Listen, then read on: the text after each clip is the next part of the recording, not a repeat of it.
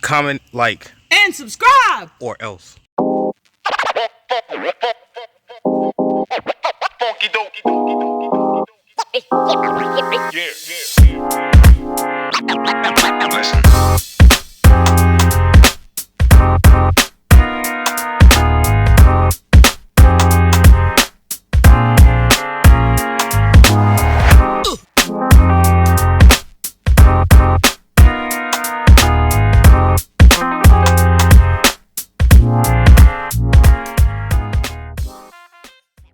To be in all the time.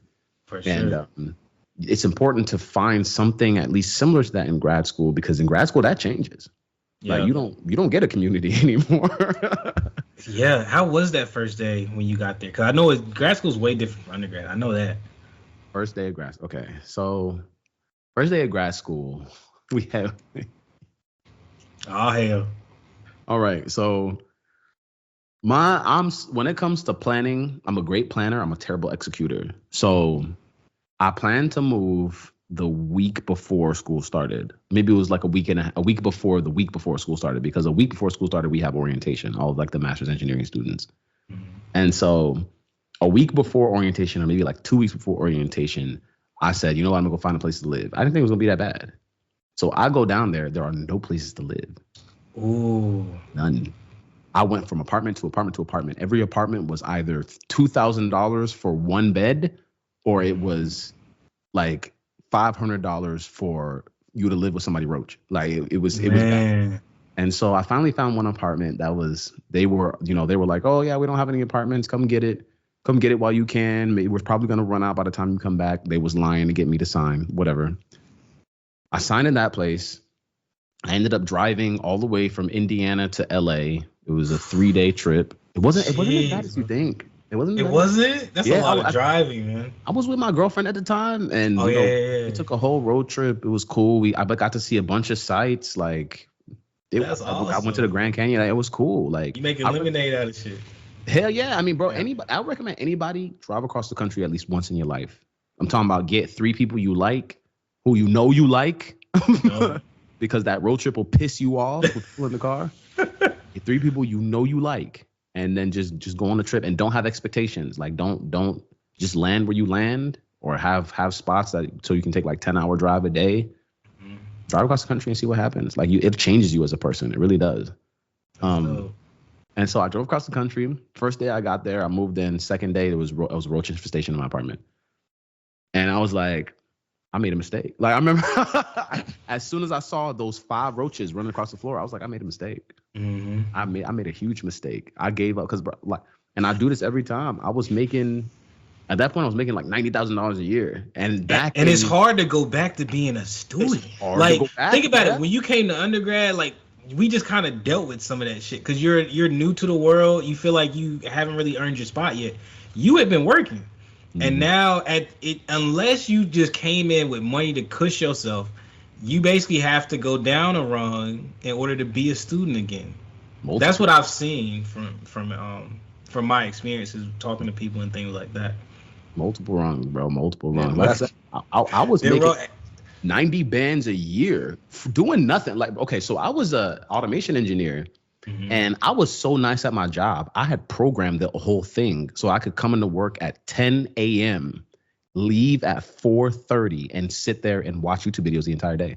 Oh yeah, And you I was doing like really 8 hours of work, but I had just programmed the joint so well I didn't have to touch a thing. That's fire. And so I went from that to living with roaches, and I was like, I made a mistake. Yeah. So that first day was rough. Rough. And so then I spent a week like that. They finally cleaned up my apartment, whatever. I remember that day I was going to start doing Uber just to make a little bit extra money on the side. And the dude was like, yeah, we're going to have to bomb your apartment because you got roaches. And so I was like, okay, well, do I get a hotel? He was like, nah, just leave in the morning, come back in the night. Come to find out later in life, you're not supposed to do that. Like, you come back in the night, you going to be breathing in roach. Yeah. So, Damn. and so, but they just so used to doing that, he didn't even say nothing to me. I hope, God forbid I have any like crazy ailments that are lingering from that. Yeah, no, yeah, maybe you know what I'm saying. I don't want no mesophilia commercial coming on or something like that. But so I went to orientation, I was one of two black people. Mm-hmm. Two. And I was like, I saw mad black people during my grad visit, not knowing that none of them were engineers. I was one of 5 Americans. Yo, now that's even crazy. And that people don't. And then for the first time ever, I knew what it was like to be because you blacks, we all minorities. But I've always been, I went to A&T. You don't feel like I'm a minority at A&T at all.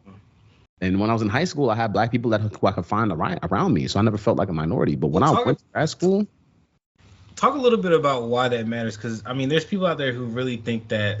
I don't know if it's.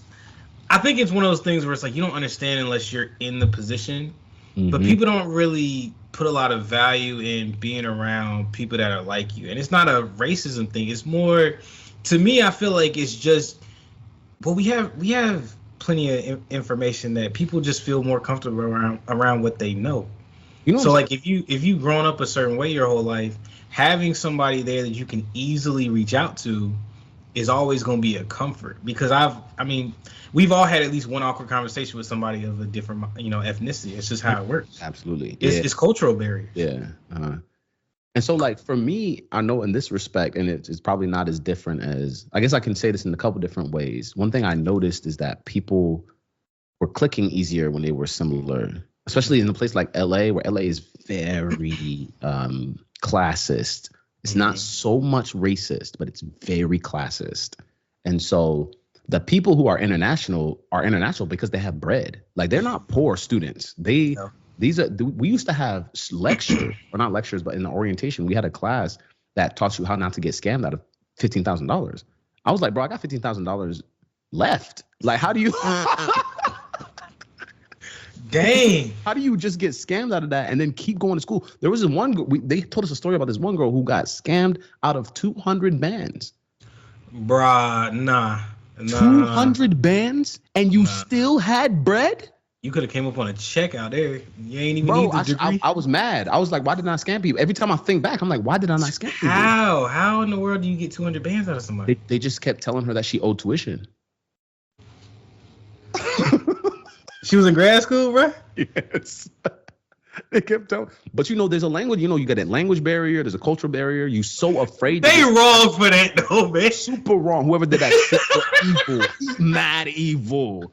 But that's what they was doing to her. And so but that's the caliber of person who is especially at USC, which is a school known as the school where rich people send their kids who are too stupid to make it into Berkeley. And so that's the school where what's the Full House lady? Never watched Full House. Full House. So remember there was a scandal where a bunch of schools were a bunch of people went to prison, not prison, but got indicted for sneaking their kids in, but like legacy kids. Bribing, legacy kids. USC was one of those schools that got caught for multiple students, and that's because it's right near LA. It's right near Hollywood. Like, you can walk from USC to Hollywood if you walk the right way. And so, like, it's just a bunch of rich kids. And so I'm just some black, not wearing Prada, not driving a Beamer or Bentley kid. Not kid. I was like 25, 23, 25 or something at the time. Who nobody wanted to talk to. Like, I don't look like anybody else. I don't speak a different language. I'm not white. I'm not anything. And the other black kids in the school, they either hanging with all the white people or they not around. So I was just like, I had to be by myself. You can't even if you wanted to speak to the kids who were international, there's such a language barrier that it becomes difficult. Because I like making jokes. Like, that's how I make friends, is by making jokes.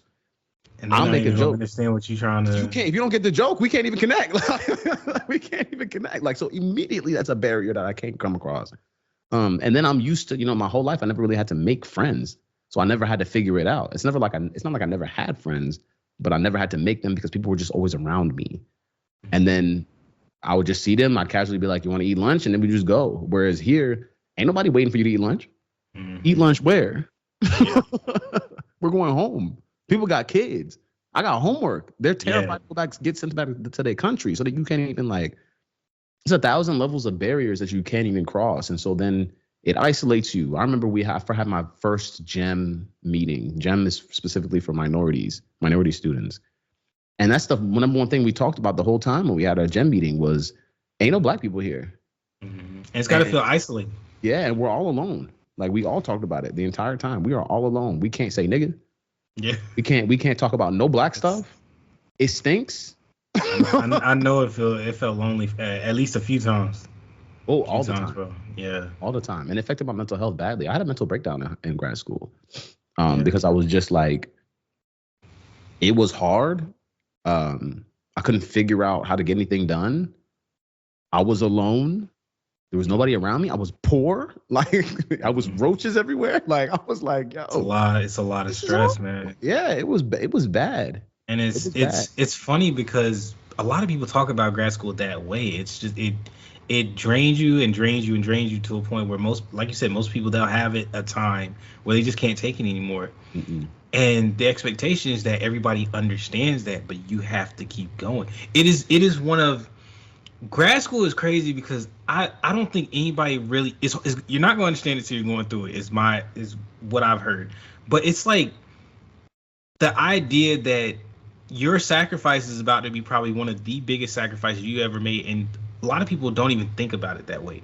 Like grad school isn't going to stop for you unless you have something catastrophic happen, and that doesn't include deaths, and families and things like that. Like they'll help you for a few days, but by then you're behind, and you're expected to catch up. It's always the expectation that no matter what happens, you're gonna find a way to get things done. Because for us, or at least like medical professionals, I think that they're looking at it as eventually you're gonna be in charge of people and their health, and you have to be that force that can always take care of people. And so they're preparing you for that. It's a hard burden to bear, but you can't just dip out on people. You have to always have a plan, have to always figure it out. Is it the same way with grad school? Because you went for robotics, right? Mm-hmm. Was it the same kind of thinking with you guys? Was it a professionalism thing, or was it just like, kind of a old school toxic mentality? So one thing that I always categorize school because it's similar, but for you guys it's different because you're responsible for people. For us, we're responsible for knowing more than people, and so they stress us in that, like how much more can you know than your fellow man? Okay. And so when I look at school, your grade school teaches you how to memorize things, is what grade school is for.